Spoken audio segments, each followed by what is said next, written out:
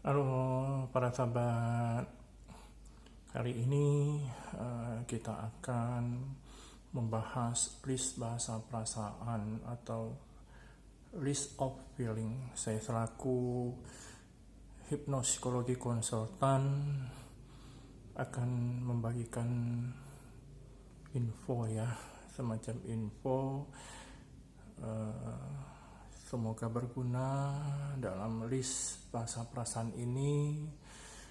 Kita bisa, para sahabat masing-masing bisa cek memang kalau memang mengalami kendala ya, semoga bisa membantu. Jadi kita saya kelompokkan menjadi 8, jadi 4 list bahasa perasaan di video yang pertama ya, channel yang pertama, dan kemudian yang 4-nya saya disambung ke video channel kedua ya.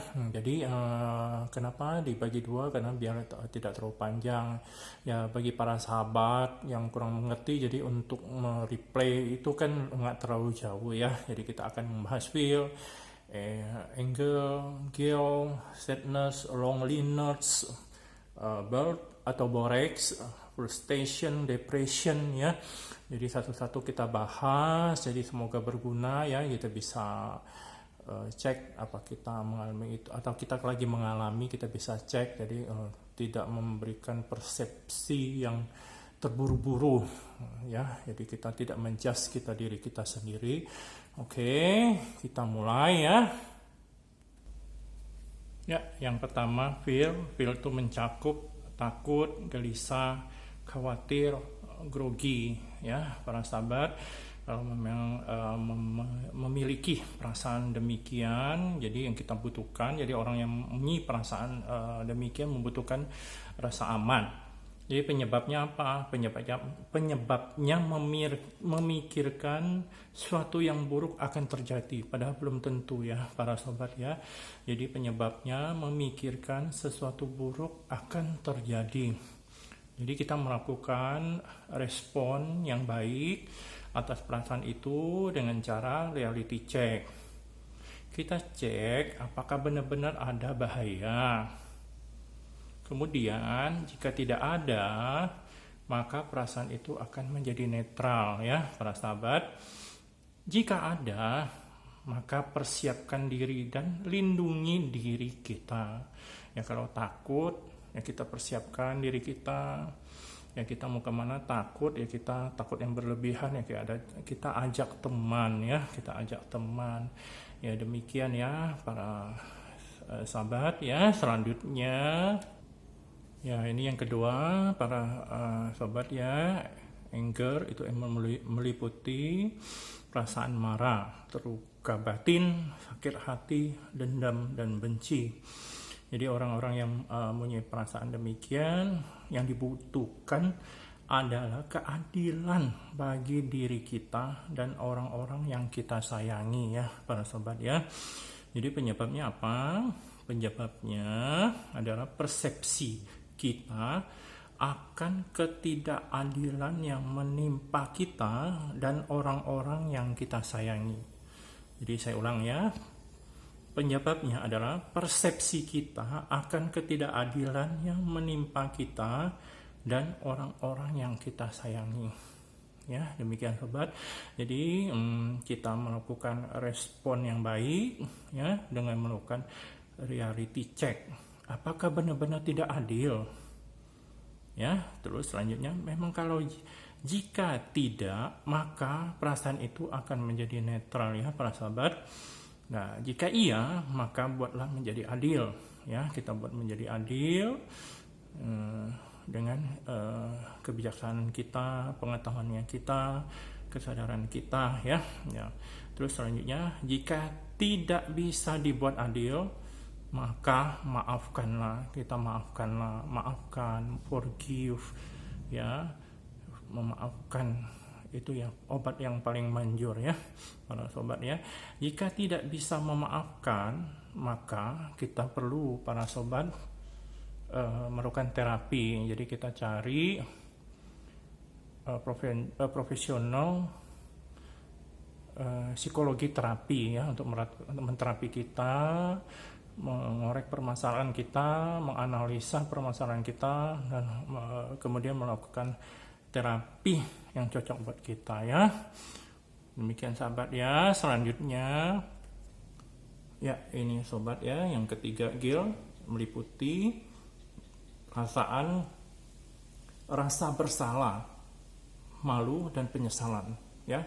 Para sahabat, yang orang-orang yang mempunyai perasaan demikian, yang dibutuhkan adalah rasa bahwa kita adalah orang baik. Jadi dia merasa dia tuh orang baik gitu loh.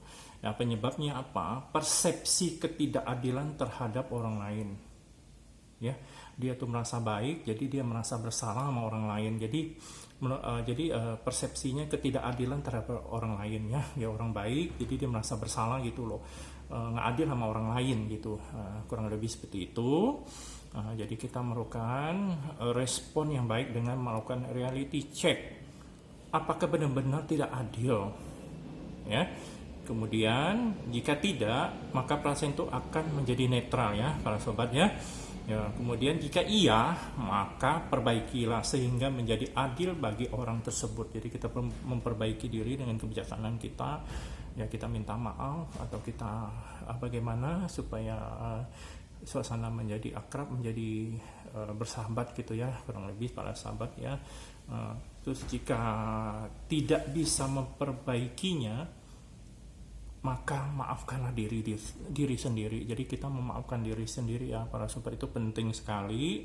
Bukan hanya memaafkan orang lain, tapi memaafkan pada diri sendiri itu sangat penting dalam psikologi ya. Jadi apapun kesalahan kita, baik sengaja disadarin maupun disadarin, yang disebabkan oleh kurangnya pengetahuan dan kurangnya kesadaran sehingga membuat kesalahan ya, kita memaafkan diri kita sendiri ya.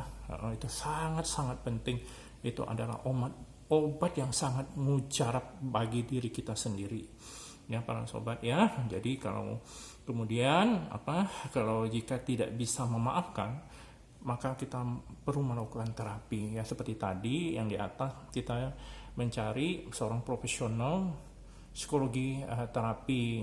Jadi masalah kita utarakan, nanti dianalisa terapi apa yang cocok buat kita untuk menetralisir perasaan-perasaan tersebut ya para sahabat ya. Oke, selanjutnya ya para sahabat, ini yang keempat, sadness ya, kesedihan. Orang-orang yang mempunyai perasaan kesedihan yang terlalu ya, sering mengalami. Jadi orang-orang yang demikian para sahabat dibutuhkan untuk bersama dengan hal atau orang yang penting bagi kita, sesuatu hal atau orang lain yang penting bagi kita. Dia mau bersama gitu ya, mau bersama, membareng suatu benda ataupun orang lain ya. Jadi penyebabnya ya para sobat ya, persepsi kehilangan hal atau orang yang berharga. Jadi dia merasa sedih karena sesuatunya hilang, benda yang disayang itu hilang, terus orang yang berharga ya, jadi sedih gitu loh ya. Jadi kita melakukan respon yang baik dengan melakukan reality check. Apakah saya benar-benar kehilangan seseorang atau sesuatu? Jadi kita bertanya kepada diri sendiri.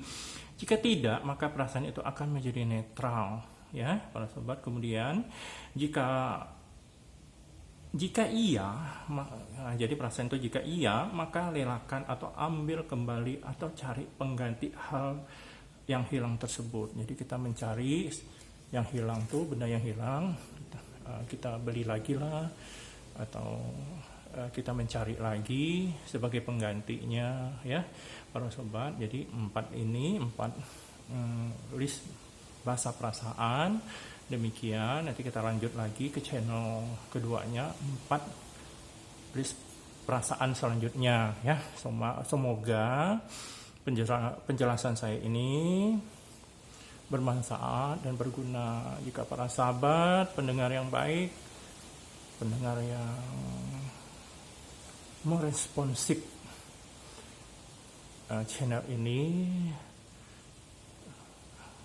jika berkenan memberikan subscribe-nya ya. Jadi kita ketemu lagi di channel kedua membahas sisa 4 list bahasa perasaan selanjutnya. Terima kasih ya para sobat telah menonton, semoga berguna dan bermanfaat ya. Yuk, bye.